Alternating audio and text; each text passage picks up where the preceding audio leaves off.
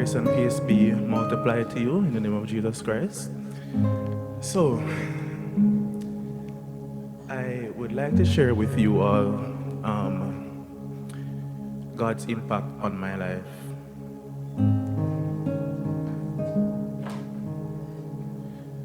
So, from a very tender age, my parents got separated. Eventually, this led to divorce. This was the beginning of all the challenges that I would have to face in my life. Dealing with the separation of parents, especially at a tender age, is never an easy task. This really broke something in me emotionally. While attending high school, my life would begin to take a drastic turn for the worst. I was held up at knife point while using the restroom over by the college. This sparked contention between those guys who robbed me and persons who I told about what happened.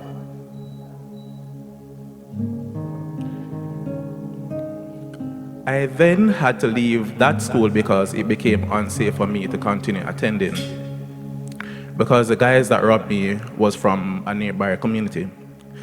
Fortunate enough for me, St. George's College would accept me with my then very bad grades, which wasn't up to their standards. To make matters worse, within a 3-week period, I would have been robbed 2 more times on a coastal bus at gunpoint. What was intriguing is the first time I was robbed on the coastal, it's like God sent a messenger. A lady just started praying and the men became perturbed. I knew something was immediately wrong. However, I could feel deep down. However, I was ashamed. I didn't want to be associated with the lady, so I stayed on the bus. Eventually, she came off the bus. No sooner the men proceeded to rob me of my phone and my money. I was the only one who was robbed on the bus that day. The second incident happened just days apart, and again, I was the only one who was robbed. This sparked a lot of fear in me and threw me into making some very, very bad decisions. When I started attending St. George's College, I started walking with a knife, which was basically the entire length of my bag. The first 2 weeks of school, I got into a fight with a young man who, unknown to me at the time, was a cousin of a area leader, a prominent area leader. The following week, we became friends. I don't know how.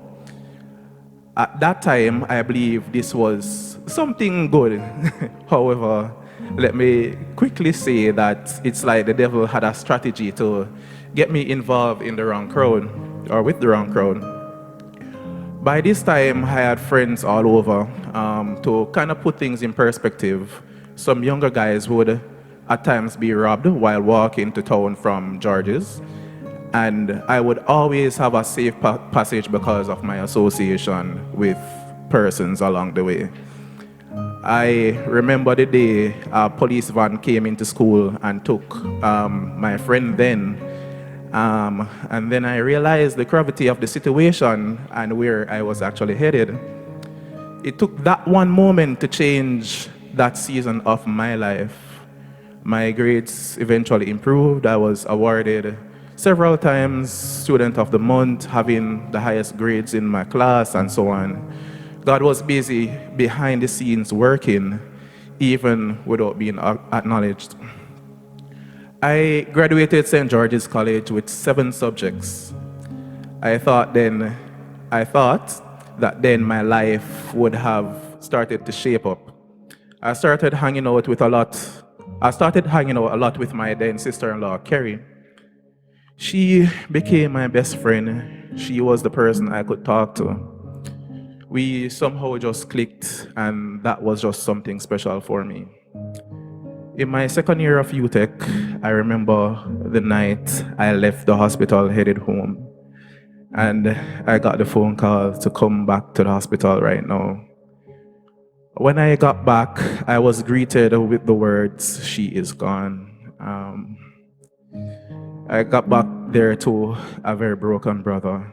I remember when my brother O'Neill said to me, "Bigger, she's gone. How she must gone." I was dumbfounded. It felt like a part of me died that night. I kept telling myself that she is going to get up, she's going to walk. This is only a dream.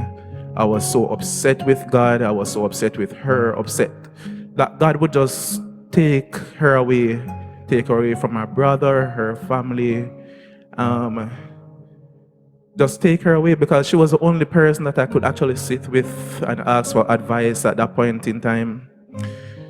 I was upset with her for leaving just when we were making plans, leaving and not saying goodbye. That year in school, I failed every single course. I couldn't focus, I couldn't study. Really, the truth is, I didn't even have the drive to do it anymore. I took time off from school and tried to recover. That didn't work.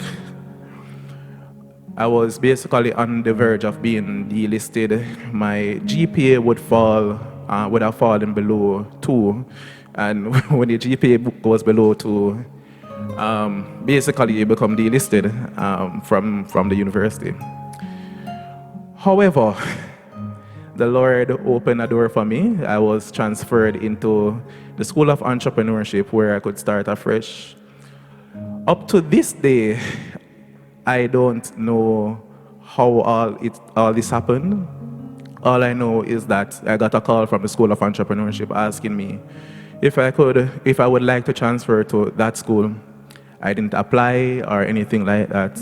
As a matter of fact, I didn't even know that UTech had that program at that time. So God is so strategic for me. He then placed people in my life that would help me in the process. He gave me a small group at school that we would do all the same courses together, most of our assignments and so on. Most of my free time then would have been spent over by UA at the sports department, with two friends. With two persons that became my friends. They were very significant in helping me in that season to refocus and to achieve success academically. I don't think they knew the battles that I was facing, everything that was going on in my mind. But I just want to let you both know that I thank you for all that you've done for me. You saved my life just by being there during that season. It's amazing how God will put people in your life in different seasons to get you where He wants you to be. Imagine having a support system being there right through your university journey. At various points, various presentations, helping you with assignments, to one of the proudest moments when you walk across the podium. That for me is an example of being the body to the body. This, however, was not the end of all that I would have to face. I had struggles with masturbation for years. From so many times I would, in my own strength, try to stop. It worked for a week or two and then just went right back into it again. Growing up, our family was not the most expressive family. This impaired my ability to adequately express myself appropriately. I never knew how to say I love you. I struggled to deal with disagreements whenever they would arise in various situations. Communication overall for me was just not the best. I remember the first time I was pushed to say I love you. This was after my niece, out of the blue, just said, "I love you, uncle." This made me feel so awkward because it wasn't something that I was used to. But I was able to mutter faintly the same sentiments. In 2020, I would have experienced what I believe was the hardest time in my life. I would have lost friendships I held dearly, but there was the loss of a particular friendship that kind of just hit differently. God was saying, enough is enough. This was the beginning of the unraveling of all the mess, all the shortcomings, all the stuff I swept under the rug. It took basically losing all my friends and a particular friendship for the Lord to gain my entire attention.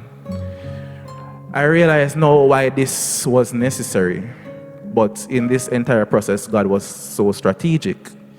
I now know that it's not by chance that He introduced me to the very last person I ever imagined would impact my life in this season. Very strangely, Sanjal and I became friends again. We've had not the best of friendships growing up. As a matter of fact, we couldn't stand each other, and that's just the truth. During this time, I became depressed. I became very isolated. Stopped talking to my family. I also started resenting my mom because I saw her as part of the reason why all this would have been happening to me.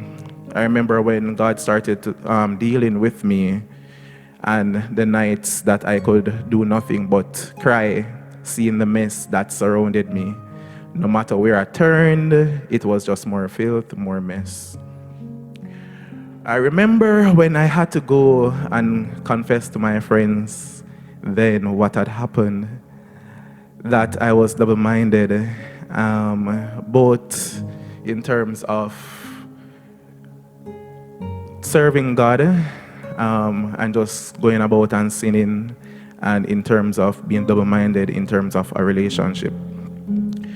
The Bible says a double-minded man is unstable in all his ways, but this was not what God wanted for me. He opened my eyes to see this fault. This was a part of the healing process. The Bible does say, confess your faults one to another. It wasn't easy, but it was very necessary. I was depressed to the point where I wanted to die. I remember days I would come to church, and a member of the sound team would say to me, "This isn't the bigger I know." And the truth is, it wasn't the bigger that she knew or even I knew. I felt like I lost myself. I tried my best to put a smile on my face each Sunday, but it was so difficult for me knowing that I really messed up. And at this point, I started living in my head, believing every lie that my little brain could fabricate. I started telling myself that I am nothing, that I don't deserve anything good, that there is no hope for me. So might as well I continue living in the messed up life. All of this because of broken relationships. The fact, nonetheless, is my life was filled with so much sin. I was like a car without headlights driving on the dark road. So in this breath, I would just like to pause and say to all the persons that would have been affected by the life I lived then, that I am very sorry. Words can't express how sorry I am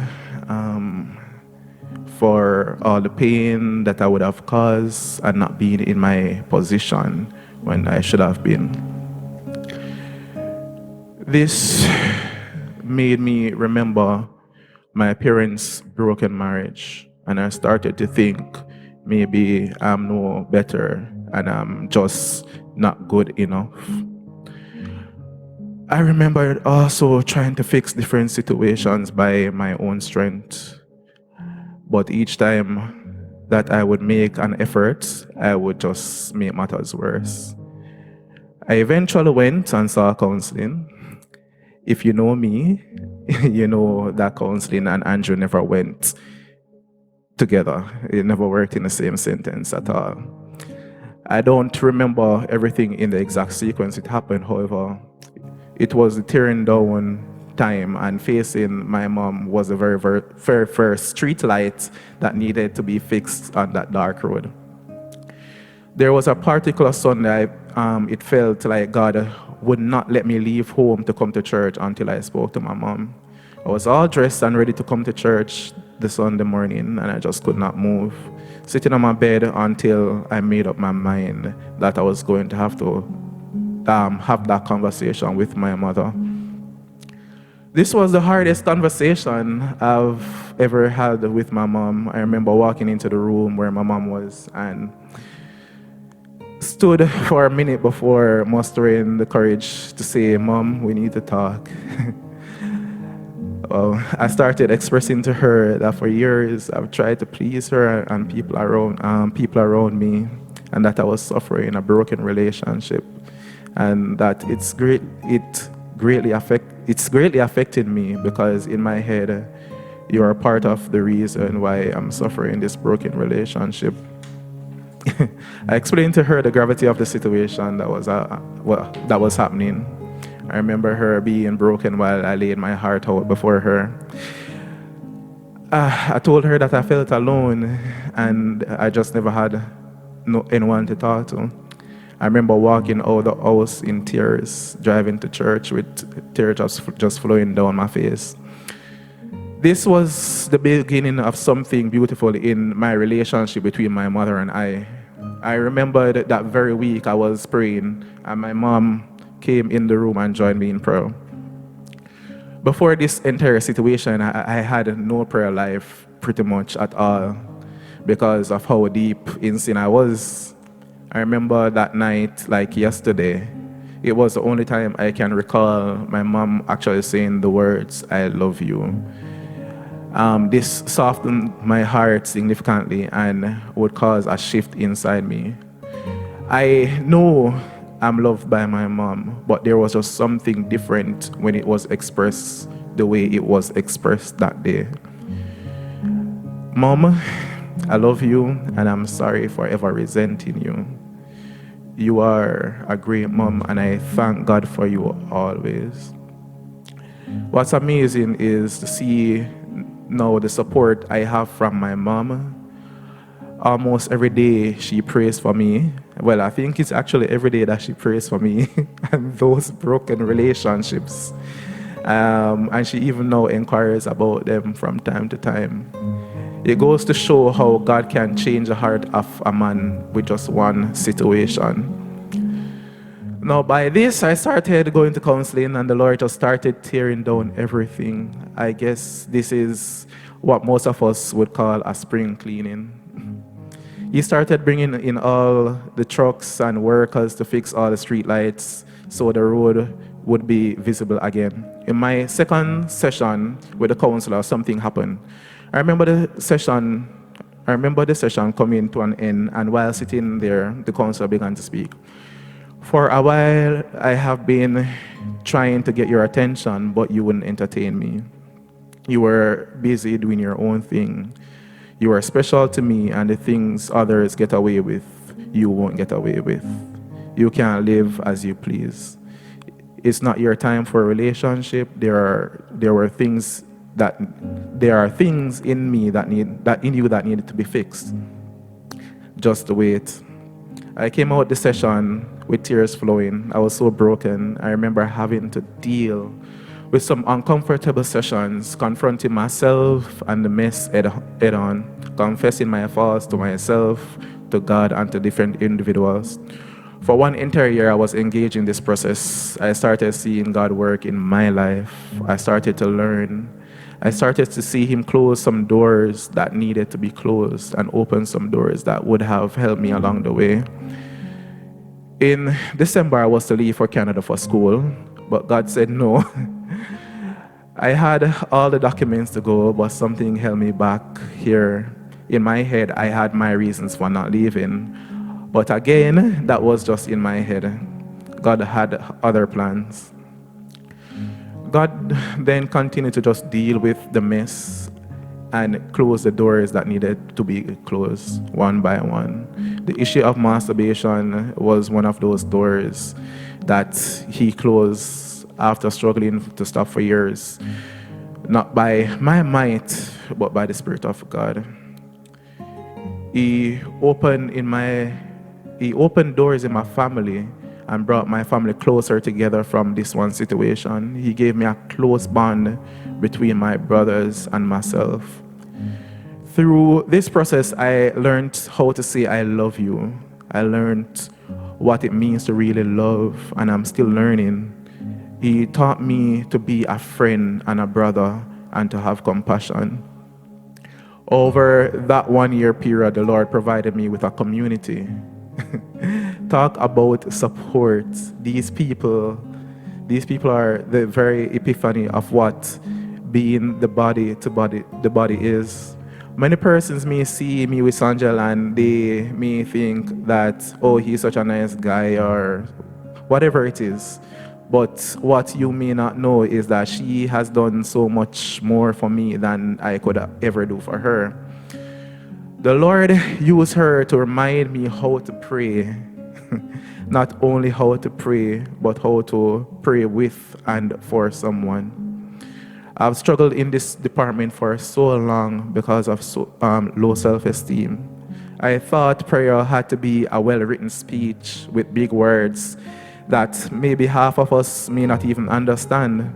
This crippled me greatly. It made me so afraid to pray in public, much less to have intimate prayer time with any individual. But thank God, this isn't the truth. It is always important to have a community that has the best interests, your best interests at heart. A community that will pray with you and just be there for you. I never thought that I would have had an adult that I could look up to and go to for advice after my sister-in-law passed. Growing up, I always searched for a role model, someone that I could share with and seek guidance. That was not forthcoming, so I gave up. But God would put someone in my life to fill that gap in this season. It's like all the important ingredients to make me over were being poured in one jar, and the street lights on the dark road was slowly being turned on. God would introduce me to a precious lady whom I call my friend today. The words, "You are a conqueror," resonates in my mind today because of this lady. Now I can say I have a great friend. Not very often do we take the time to thank the people who have been toiling in the midnight hours on our behalf. So I thank you for being a friend and a great support to me on my journey. I believe God was deliberate in placing you in my life when He did and how He did. I can say I have experienced the very definition of what the body is to the body again. I've experienced an abundance of love and correction in love. So don't think for a minute my errors were overlooked, but I was corrected in love, which made the difference. In 2020, I released a song that I never really understood the meaning to. I remember when Sister Pat, after it was sung the first Sunday, asked me what sparked the words to the song. But little did I know that those words to that song would be the very thing I would experience today. So I can say, Sister Pat, God gave me a song in my yesterday to minister to my today, right? Because it was His grace that came and saved me from all the mess, His unmerited favor towards me. And I know I can say that I am no longer a slave because I am free from all of that mess. I am free from all of the guilt, from all of that shame. I am free from my past. And no, I don't have to fear. In my 31 years of living, I've never felt much closer to God. I remember one day in particular when I woke in the morning and there was just this overwhelming feeling of love. This feeling was very strange to me because it wasn't an affection for anyone in particular. It was an affection for God. And for the entire day, all I could think about was just how I love Jesus. And that was just so strange to me. It was such a refreshing feeling nonetheless. So now in the mornings awake singing like different hymns. Sometimes I'm wondering to myself, okay, God, what is happening here? Like, this is just so strange. But one thing I know is that I'm grateful for where He's brought me from and where I am right now. Let me quickly add, I am not perfect, and I still make mistakes that I'm not proud of. But one thing I'm sure about is that God is working. I still have bad habits that I know God is fixing in my life. There are so many things that before now I could do without my conscience being bothered, but now this is definitely not the case.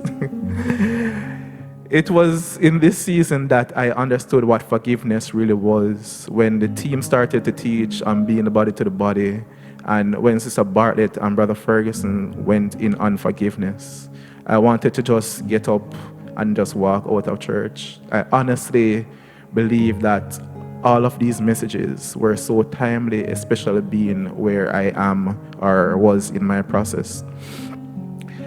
I like to say to someone going through it, don't give up. God is an on-time God. I never imagined that I would be here today, but I am still breathing. My heart is still beating. You too are a conqueror.